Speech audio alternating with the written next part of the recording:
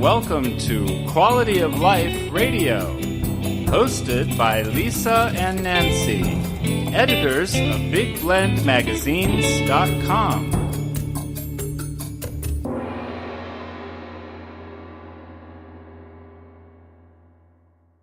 Welcome to Big Blend Radio's Quality of Life show. Today we're going to talk about academic excellence with Bobbi DePorter. We call her the Queen of Excellence. She is the co-founder of Super Camp, which is the world's largest summer academic achievement program for teens and preteens.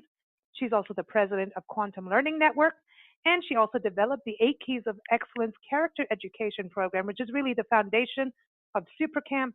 It's a foundation, as we say, to everything, right, Nancy? That's for sure. It's a free program for families. If you go to 8keys.org, in fact, we're all on a mission to have 50 million kids and youth adopting these 8 keys into their lives.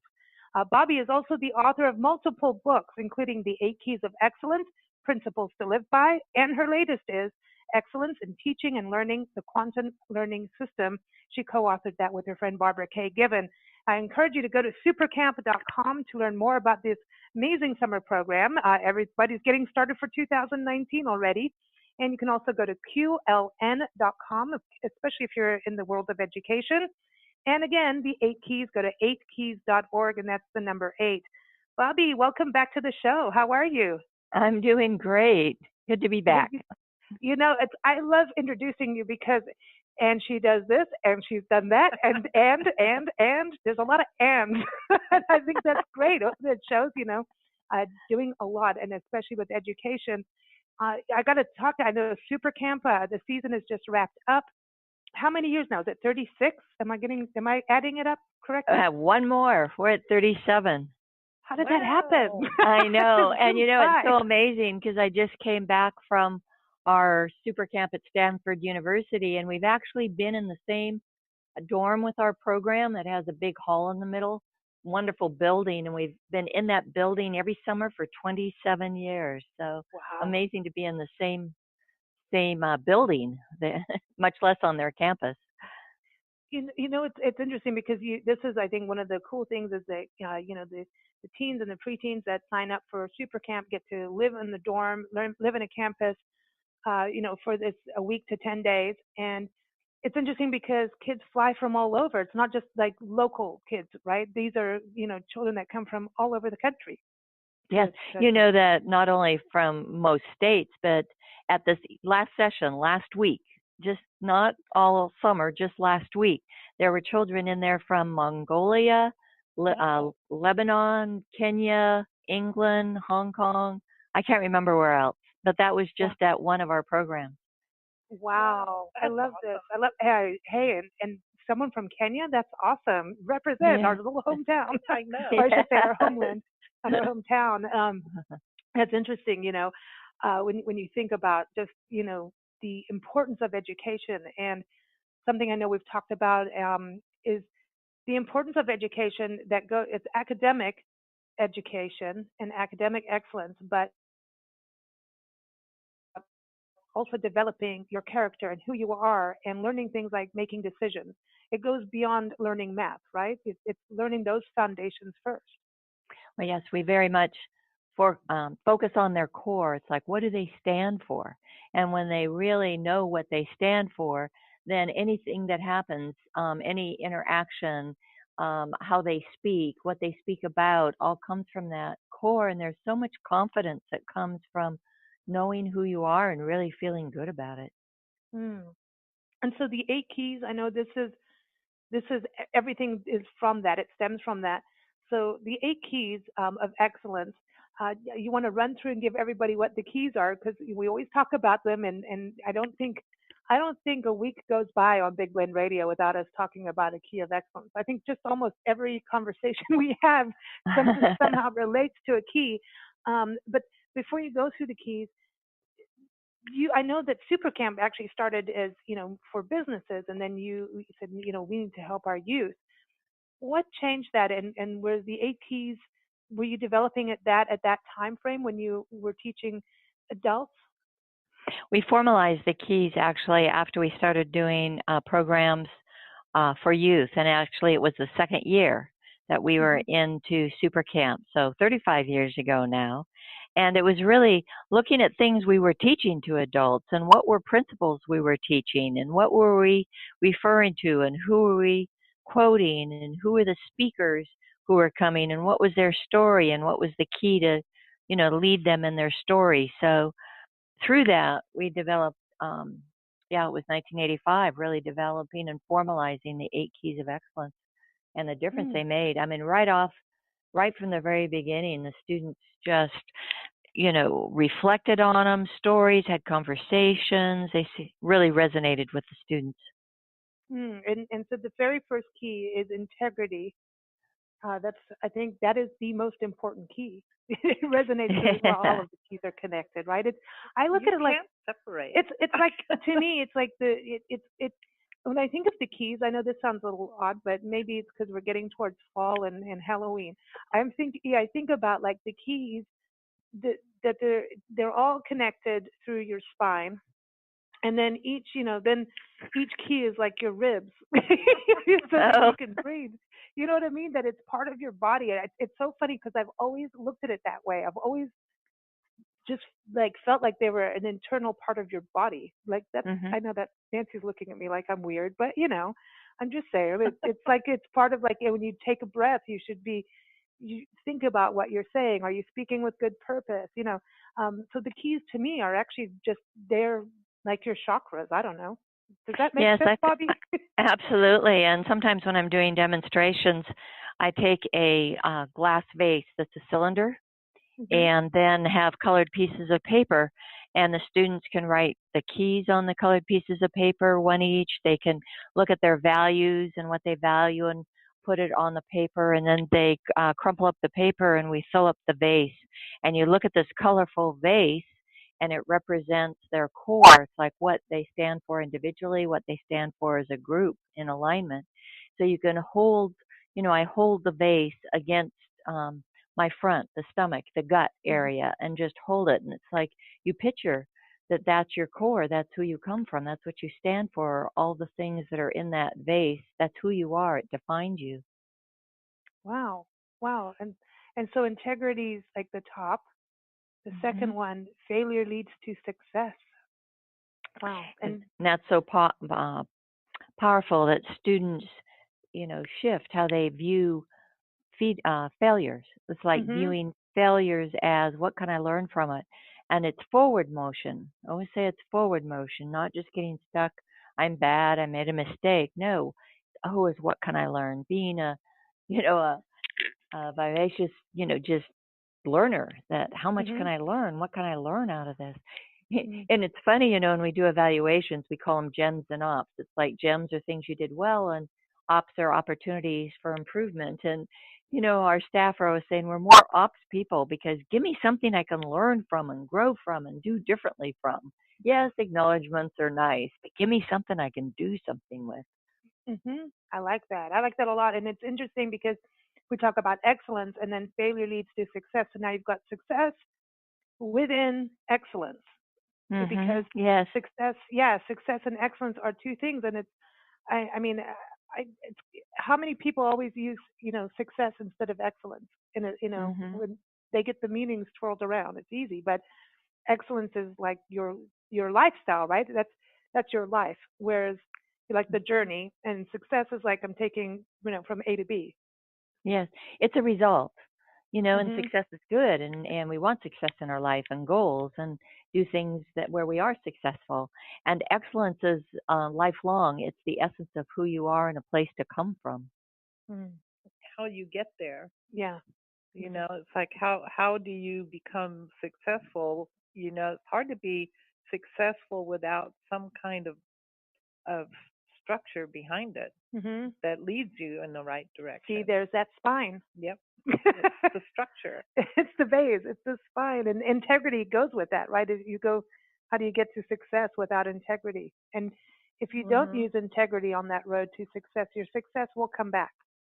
It'll come back to you. And a little thing called karma. It just comes back. Whatever you put out will go. It ripples. It's that ripple effect. And so, there's always that question. And, whenever you do something, there's always that, oh, you could always take that shortcut. And there's shortcuts that make sense. But if there's a shortcut without integrity, that's not a true success. I don't think you can really enjoy success if you didn't use integrity to get there. Right. I mean, you know. It's a building block. I know. And speak with good purpose. Wow, that is, I think, really key. And I think in this day of technology, I know we did a feature with you, in our Parks and Travel magazine about tourism and speak with good purpose. And I look now whether or not we're using it for texting, emailing, all of that. I think it really comes down to you still have to speak with good purpose, no matter whether you're in person, on a phone call. It's hard to be short and do harm and tweets and Facebook messages, all of it, right? So speak with good purpose is communication as a whole. Yeah, one of the key words in the definition that I really focus on is it's about the intention of our words. Is our intention to build people up and move things forward and be positive, or is our intention, to be negative? I wanted to say be right sometimes. More important to me be right than speak positively, but is it to tear somebody down? So really thinking about what is my intention. Sometimes I could justify something and, oh, it's my truth, so I'm going to say it, and my responsibility to say it, but does it need to be said, first of all? And secondly, what's the intention and result you're going for saying it? Exactly. Yeah. Wow. It's interesting because technology gives us so much more availability to reach people we've never even met, and it's interesting that people feel comfortable saying things that they might not ever say to your face, but they'll put it all over the internet. And it's kind of interesting how technology has put that in front of us. And I think sometimes we got to catch up with the responsibility of how we act. Yes. Which is another key. You see, there we go. There we go. I know. It all leads down that road of excellence. Live in the now. This is it. That's key number 4. That can go in so many ways of like live your best life, right? That's part of the balance key. But it's about, when you think about this is it, live in the now, it's a like focus. I think of focus, but I also think about don't always live in the past, because sometimes people get caught up of just reliving things. Maybe they're positive or negative, instead of moving forward into the future or even, acknowledging what they have in the here and now. Yeah, it's that tape in the head sometimes that can get us. Turn off the tape, be present to what's going on right now. And it's about focusing our attention. Like what's happening right now, because, in the now there is no fear. Fear is about thinking something from the past that happened or thinking about something in the future. But if you just think about now, this exact second, there's no fear. See, that's right. Wow. And we run a lot on fear as human beings. And that touches on, when we think about students, this fear of exams, and then all of a sudden the exam is there, and you've got a timer going, and I don't know if this happens today where the teachers walk up and down while you're you don't cheat, or I don't know if everybody's on computers now or what, but back in my day, like there was like you have the fear, you're like, did I study enough? Then all of a sudden the test is in front of you. It's like driving. Suddenly you're driving, and you can't allow to give into the fear, because that's when you mess up a bit. But it seems, for students, I think students carry a lot of fear, don't they, of like accomplishments and stress. A lot. Well, one is just from school and getting into university and the grades and the repercussions if I don't, and the other is fitting in. Do I fit in? Do I have friends? That's a big one as well. And that's part of, I think, what's so great about the 8 Keys of Excellence is, and we always talk about its character development.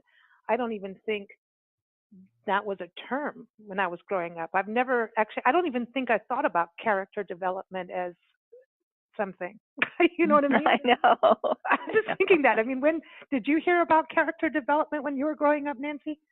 Um, Boy, I'm going to date myself. All I ever really was taught was you either do this or you don't. And if you're going to do it, you better do it good. There you go. There's your character development. She's a Taurus. The things haven't changed.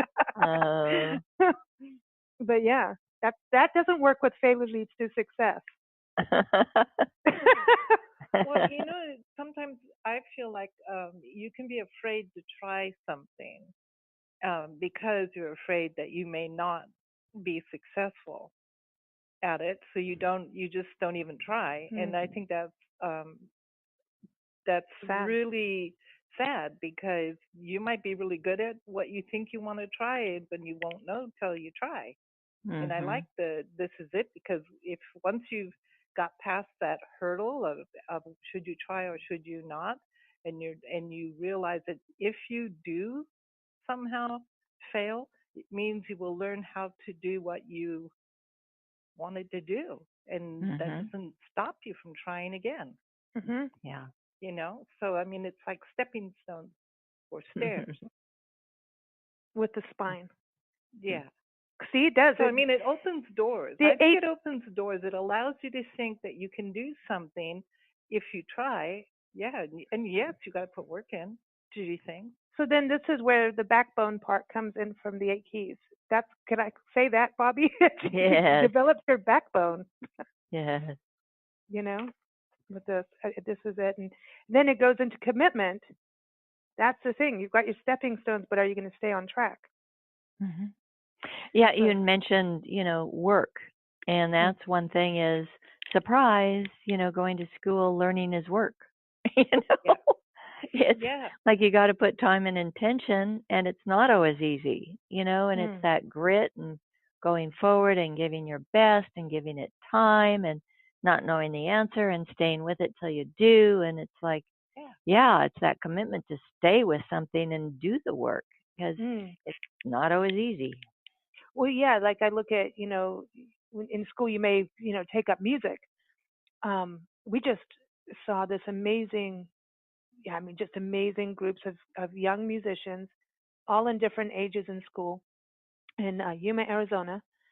It's called Jam University, and they're teaching kids music, and they're letting them do things like rock and roll and the music they want to play, And you saw these kids get up and you saw them face their fears and perform perform together different things. They had to work in harmony together. And when they came off stage and all the parents are clapping, we're all in there in a restaurant, and they got to perform live out in front of people they didn't know, and then a supportive network with family and friends and parents. And you saw their faces just light up. That one guitarist, we went and shook his hand to tell him how well he did. And I mean, he was incredible.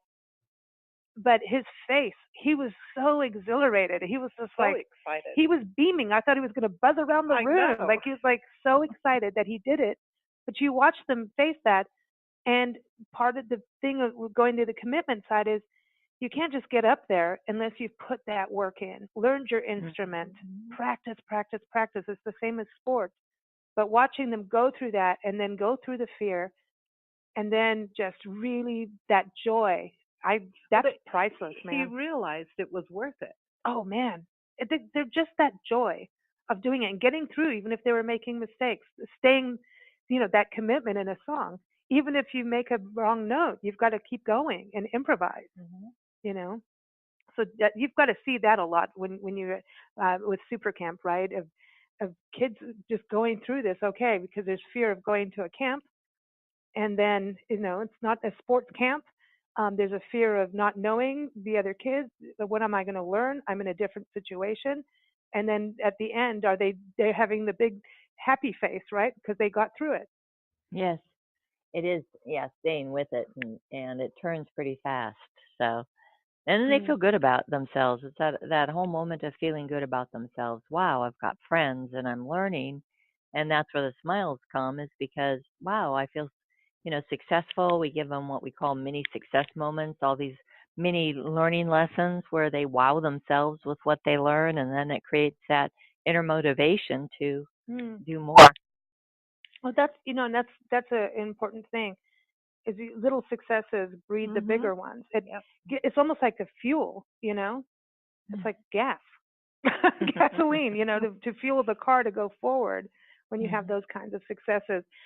Take ownership is the sixth key of excellence, and that could be take ownership. It's responsibility for your actions, your wins and losses, right? Yes, all of it. It's like I love the own the choices you make and the results that follow.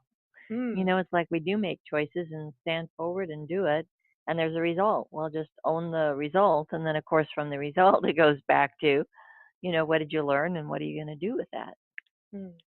It's if you don't own the result, you can't change it. I mean, then it's like taking all your power away. I think you've got power when you take accountability, because you can then change whatever you want to change. But if you decide that you didn't do it or that's not up to you, then you lost your power. I don't want to lose my power. I have superpowers. There you go. Well, the ownership too. I mean, doesn't it also come in taking ownership of, when you're graduating, to graduate high school or college? That's a big ownership to walk across and get your certificate. That's a lot of work. That's an awesome owning all that you put into it. Yes, acknowledging really yourself. And flexibility. Ooh, I like that. That's when your backbone you go into yoga position with your skeleton. Flexibility. What's that like for, when you connecting with youth over that? Because when you think about being flexible, they may have a goal and set goals, but then having to realize, I mean, that kind of goes with failure leads to success in a way too, that it's okay to change your course, change your path. Maybe you don't, maybe it's like, hey, I chose this, I want to major in this, and then maybe you don't. Like, you've got to have that flexibility to allow yourself to make changes. Well, a lot of them don't feel good about changing it, because this is, I told people this is what I was going to do, or I told people this is how I'm going to do it, or that this is the right way. Maybe I even challenge somebody that this is the right way. And so there's that sense of feeling a bit of failure that it's not working the right way, the way that I thought was right and put out to everybody I was doing it. And always, the first part is recognizing when something's not working, because we could be so strong in our mind that, okay, it's only this way and this is what I'm doing. And you don't even take the time to figure out, well, is it working so well or not working for you, And to know if it's not working as well as it could, it's like, okay, how can I do it differently? Or I'm going for something and then find out I can't get it. Well, is there another way to go around? Is there something else to get, or another way to get to what it is that you originally wanted? So all that comes to mind, and it really brings in the creativity as well, creative thinking about, well, what do I need to do? Just keep doing and changing whatever I need to change so that I can achieve my goal or direction or whatever it is that I want. Yeah, so long as you keep your integrity, right, you can change. You can keep changing. That's the integrity is what shouldn't change. Unless you're building it more. You know what I mean? It's the right and the wrong. Think of all the scientists, that are out to discover something and then what do we do with it? They didn't just boom, something happened and they learned it.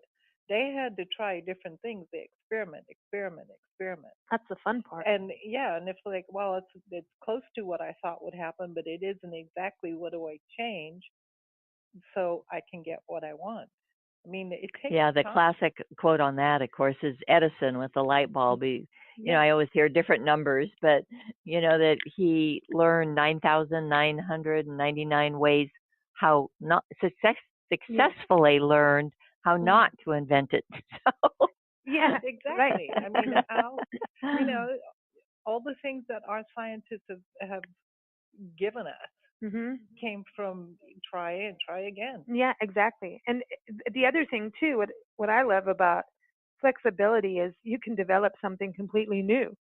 You know, I think I think it's one of my favorites, flexibility, because if you allow yourself to change or change your mind, you could create something completely brand new.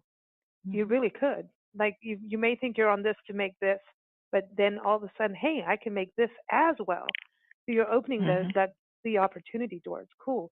Number 8, keep your balance. And something I think is very important right now as kids go back to school. Parents, the summer vacation is over, and suddenly everybody gets into that full steam ahead where fear, stress, yet you have your goals maybe, but there's all of that happens, and you want to somehow keep your balance so that you do live your best life, as you always say. Um, any tips out there with that for the balance key for everyone getting back into the swing of things? Yeah, well, one is, self-care and looking at many moments of things that give you focus and energy and make it a tradition. Just build it into your schedule as something that you do every day for yourself. And it is important. It's not selfish. It's, that keeps your energy and such you're going. And our definition is being mindful of ourselves and others while focusing on what's meaningful and important in our lives. And it's really knowing what is important in our lives. And there's things that we do that take a lot of time that aren't really important in our life or meaningful. So really, looking at where we're spending our time and then building in those moments to re-energize yourself. And it's different for every person. I often have a lot of people that will say, oh, you should do this or should do this. And I'm going, I don't really want to. And it almost feels more stressful to have to do it, even if it's something that's good for me. I need to discover my own thing. Bobbi. No, but it's true. You got to know yourself. And I think that's the coolest thing about the keys, that once they absorb into your life, then it's your inner dialogue. You know who you are. You're always going to develop that further as we, age and get wiser. We'll all be fine bottles of red wine. as we go through life, we learn new things and do new things. But it is always having that integrity part and knowing who you are. And I think that's one of the most important things for the youth as they're going through life and through their teens, of starting to go, think about who they are, keep that balance. Their body's going through changes. There's all these pressures. And I think that's the thing. Do you think families should sit down and have a conversation and like a game plan so that everybody is in sync, is in balance, whether it's, a professional goal on the business side for one of the parents, or maybe, it could be an older sister or brother or whatever, whoever has aspirations, but like everybody should be on the same page with, understanding who's doing what. Yes. I mean, conversation improves most situations, and creating that time and making it something that's important as a family, not that, oh, we're too busy elsewhere. And whatever that timing is depends on the family, whether it's a once a week at dinner or a Sunday morning or whenever it is. It's just, okay, let's get together and I wanted to say breathe and sit together for just a moment, look at each other, talk to each other. Have an activity together. So like you always talk about creating new traditions, Yes. for families, and it's something that, I think when you have some kinds of traditions, yes, things can be changed as life goes on. But I think when families have like a unity, kind of a tradition that unites and opens the door of conversation, that it's something that you take with you as you get older, as an adult. Those kind of traditions remind you to go back to your core, even if your family's not around you, because everybody lives everywhere now. That brings me to this. So technology plays a huge role, but where are we now for students? I mean, does anybody write with a pen and paper anymore? I know you do, Bobbi. I know you. I know you and your yellow pads of paper. But talking to the students, most of them have, a lot of them will have, Crown books on their desks, for them to enter. And yeah, that most everything is on technology. One is what the constant interaction, that happens with social media and such, and just that they're always so much of their time is on it, and really losing that interpersonal connection and looking at people in their eyes and having conversations, and really losing it. At Super Camp, our theme is plug into life. And I love that at the end of the program when they're talking about what they learned and who they are, and I made the best friends, and there's so much joy and exuberance, and they've just spent, a week without technology. For the most part, they get their phones a couple of times to call home, but just, that they are in activities, they're doing things, they're having conversations, and they really come alive. So it's plug into life. It's like, and experience what that can be. Technology is so important and so powerful in what it does. So it's just being able to manage it. There's so many articles that are out there now about teenagers, particularly, well, all ages, that are addicted to their phones and technology. And it's a strong addiction. They're talking about it stronger than heroin, of just they have to have it. So, well, I'd go back to, in one place we stayed, we were looking down at the parking lot, and we watched a lady bump into a car. The car was parked. There was nobody in the car, and she was walking, and she was on her phone typing away as she walked into a car. And I'm like, wow, is this where we're going to go? Yeah. they're bumping around.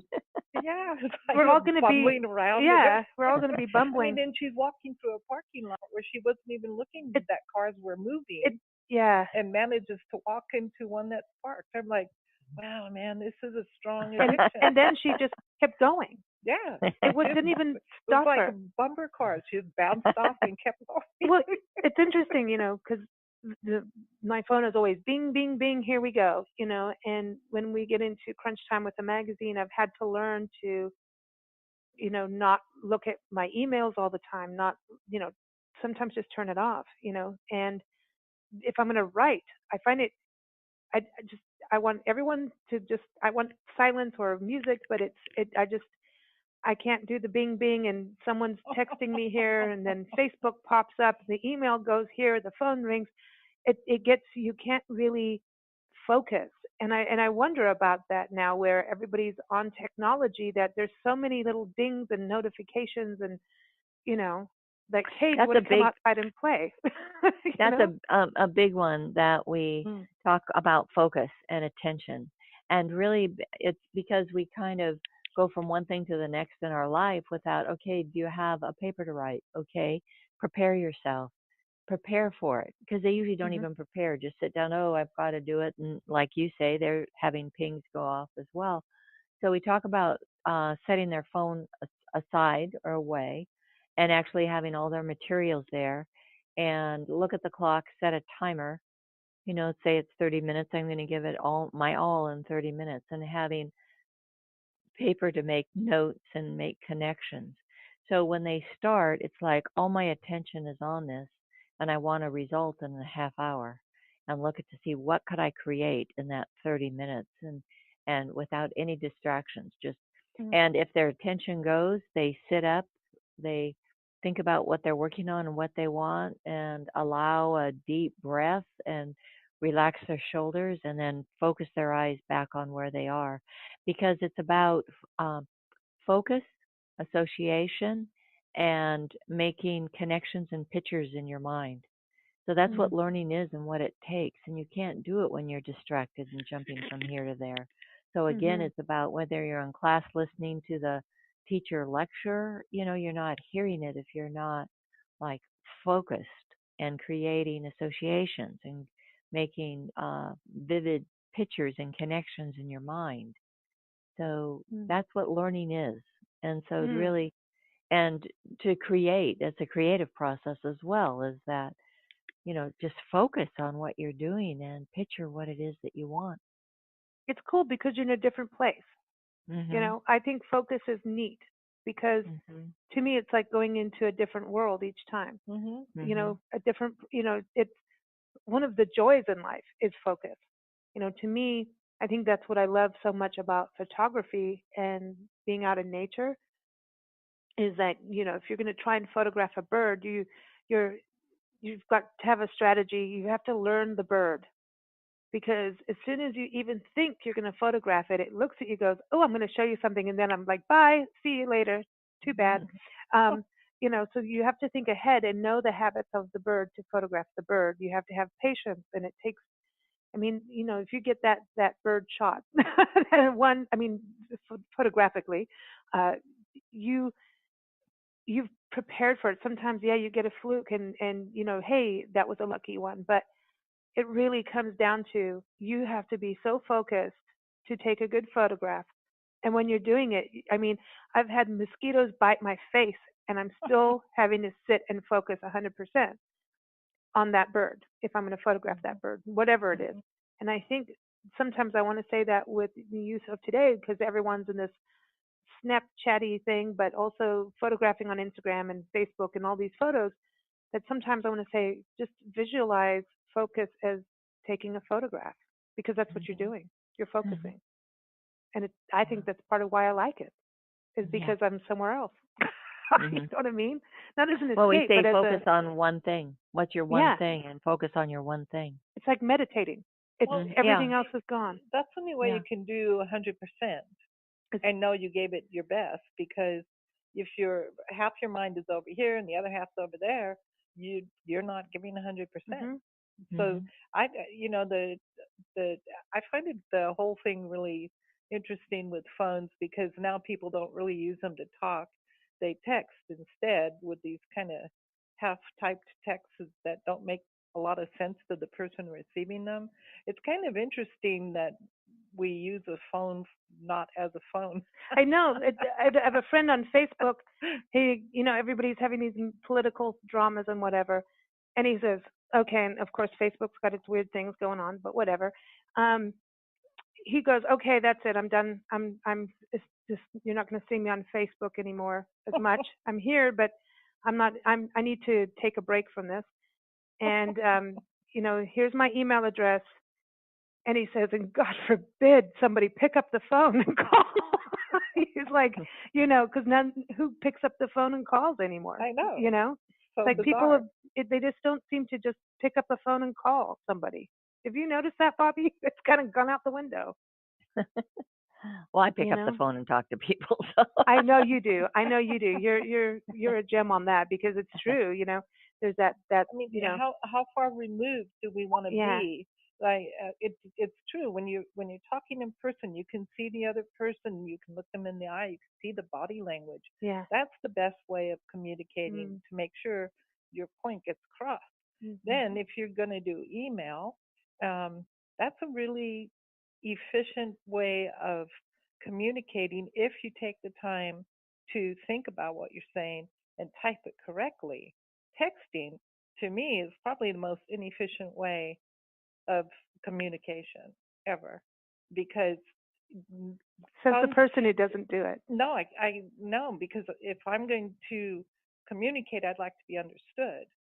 And if I'm going to type something, I don't want it like every third letter is missing because my thumbs are too big for the keyboard kind of thing. Otherwise, why bother if you can't? I mean, if you want to communicate, you want to be understood. So I think it's inefficient compared to a face-to-face meeting or picking up the phone where you can actually hear a tone of voice. It's it's inefficient to me. I don't think it's going away, is it, Bobbi? No. No, and I also think about the uses. There's different uses for certain things. I certainly text when I'm at the airport and, hey, have you arrived yet? And a lot of that goes on with the texts, which are great, very efficient. So. And if things are going crazy on a radio show, sorry, technical issue. There's all those reasons. I laugh about it. That zone of not being in, having that around all the time. We went off to film in a park and left really early in the morning, and I was charging my phone, and we left and started driving, and I'm like, I left my phone at home. And we're going off in, we're on borderlands, and where we're going, Yeah. things can happen. And because I know the park ranger, I don't like if something happens. And the last time we talked about this on the show, Bobbi, when you and Adam Roberts were on, the last time we did have to use the phone that was dying because of a rattlesnake and a dead battery. So Yeah. so we start driving off, and Nancy goes, "Well, what could go wrong?" and so I'm like, well, if it does, it does. I mean, let's think about how problem solve if something happens. And I have to tell you, it was so nice, and I love it going into parks where technology isn't going to work.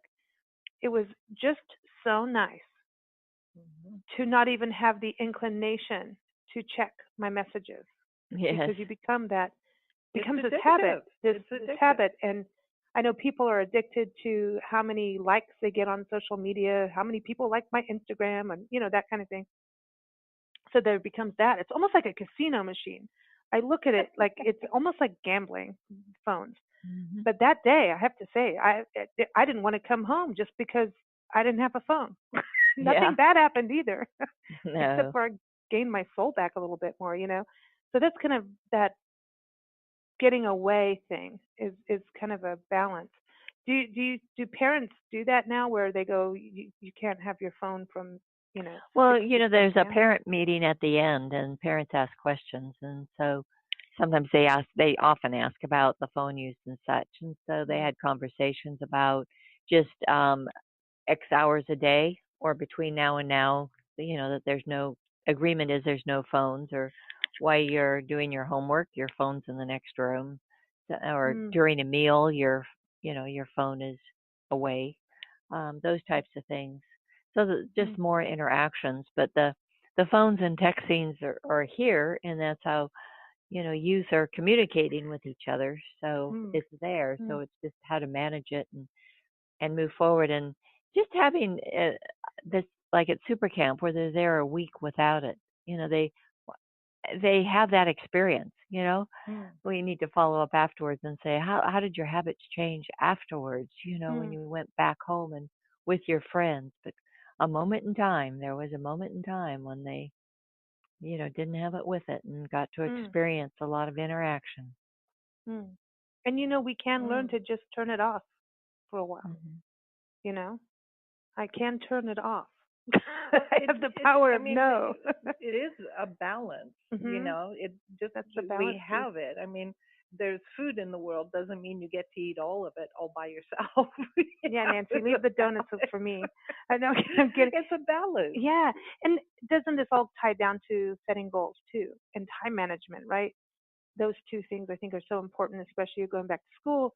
And you've got your extra your extra activities that you're doing, could be sports, music, drama, chess, debate. But then at the same time, you've got to graduate and look at your future. So goal setting, is this something that you say that they should write down? Are they using their phone for that? But any tips for parents and and their children to or kids to sit down and go, okay, how are we're gonna set some goals, and how are you gonna follow up on those goals so they don't slip That away? most kids are so busy today, and Mm. that they don't stop to think about goals and other things. That's what we're finding. A lot of kids Oh. that we Mm. interact with say, wow, I have so many activities I have to do. These are classes I have to do. This is, so much homework I have to do. So, that sit down, and what we talk about is really looking at and cluster, write down and list, what are their interests? Who do they interact with? What do they like to do? And how do they see themselves in 10 years or 5 years? And start writing things down, just free flow. Write as much as you can. Don't censor anything. Just write down all these ideas. And then when they fill up the page, then it's like, wow, just look at it and start starring things. What stands out? And then when they look at their stars, then they look at, wow, what things go together in similar topics? And then, like, what would be a top item in that? How do I prioritize? And then just looking at what comes out, and looking at, what is my purpose in life? What am I passionate about?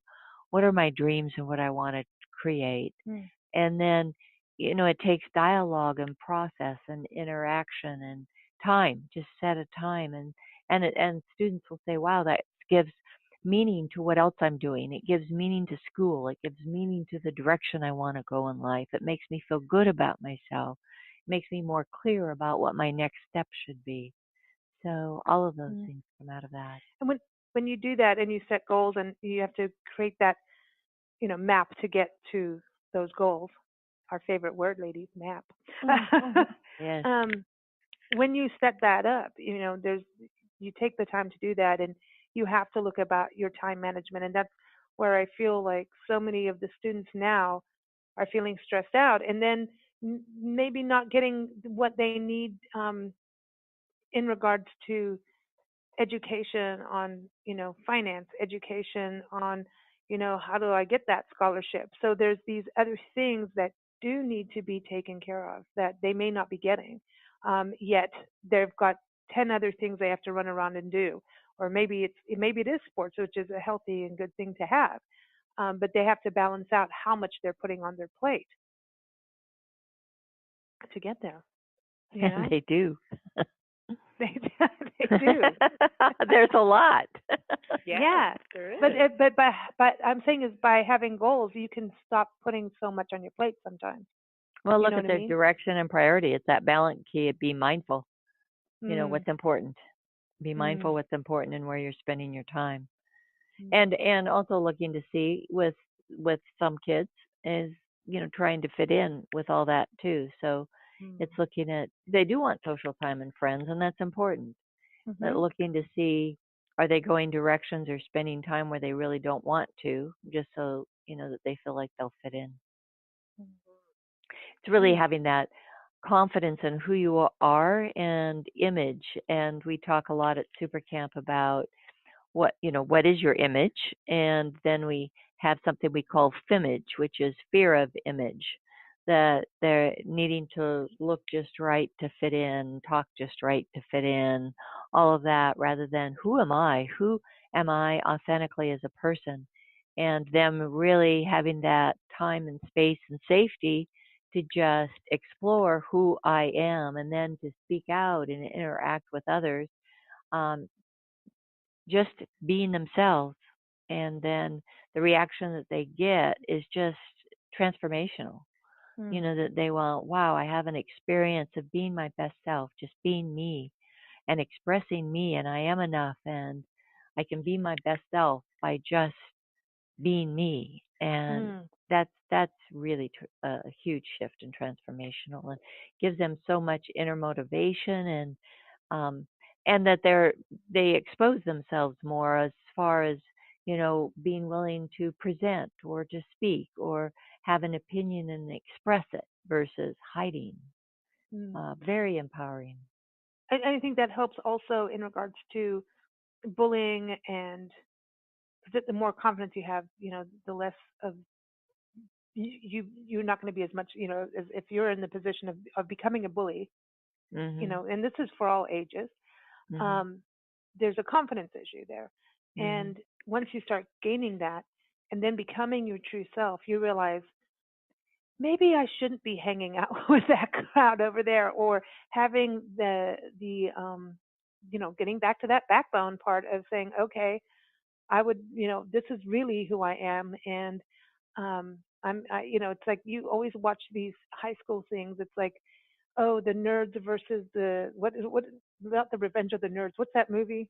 That or there's the whole thing about, are you a jock? Are you, and maybe dating myself back into terms that aren't used anymore. But are you cool? You got to be cool. You got to wear your hair like this. If you don't have these shoes, you're not cool. That kind of thing. And I think it's also interesting because if you're in a public school and you're not wearing a uniform, then a lot of that even starts up even further. I grew up in a system where, in Africa and England, everything's uniform. And in some ways, I totally rebelled against it because I wanted my own way. And I did do that to my clothes for a little period of time and got into a lot of trouble for it. But there's this, you're not competing against each other for what you're wearing and how you're doing your hair because you weren't allowed to. I always wonder about which is the right way, because eventually you're going to have to learn whether or not you want to be cool. You know what I mean? The Yeah. trendsetter, and yeah, you still at some point in your life you're going to have to learn who you are and how you want to carry yourself, and who are the type of people you want to hang out with. That enrich your life. It's hard. It's hard. Advantages to both. Yeah, absolutely. A lot of decision making. Yeah, for sure. Bobbi, such good information always. Super Camp 2019. It's already getting set up now, right? For everyone. Yes. We already have our dates and locations, and applications are already up. So we have enrollments already for next summer. So people thinking about it. So we'll be returning to Stanford, that university. Will be our 28th year there. And we're also adding, we'll be at Cal State Long Beach for the first time. Oh, wow. Yeah, Nice. that'll be a new one Nice. for us. Cool. And we'll be back at Villanova University. Nice. So everyone, you can go to supercamp.com to learn more. There's videos you can see and learn. There's just so much information on the site for you. And I know that you accept phone calls. Yes, absolutely. Love to talk to people. Everyone at Supercamp is friendly and positive. It's cool. You can call. Call Supercamp. Call today.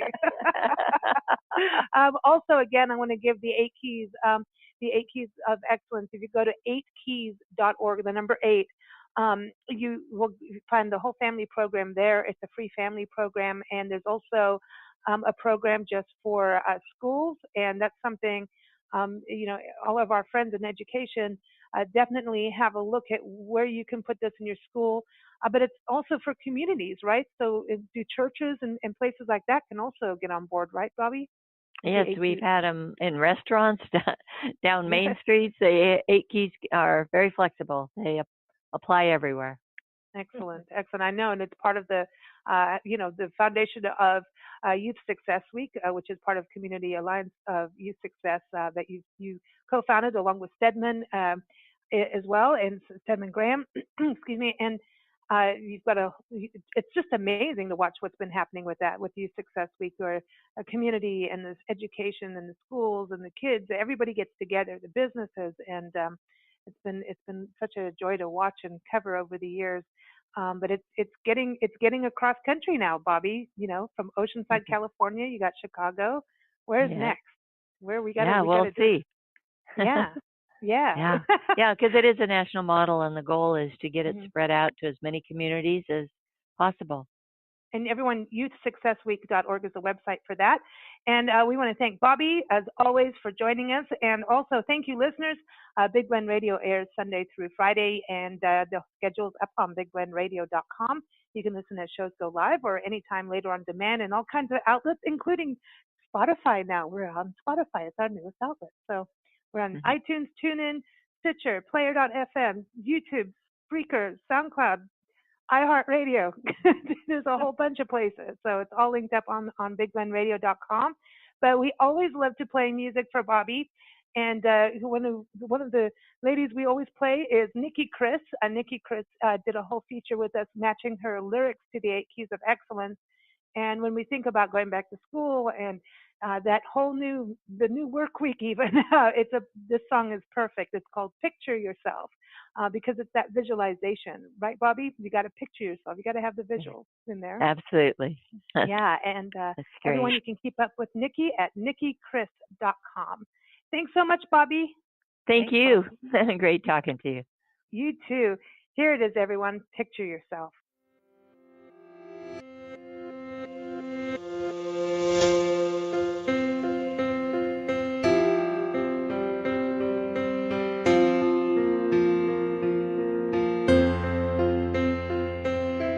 Picture yourself looking out a window as far as eyes can see. Picture yourself standing in the meadow, wildflowers blowing in the breeze. And if I fall before I crawl, it's meant to be.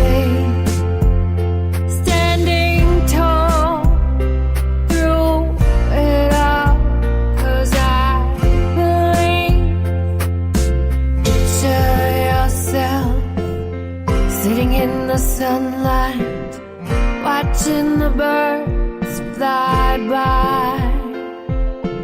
Picture yourself hugging a child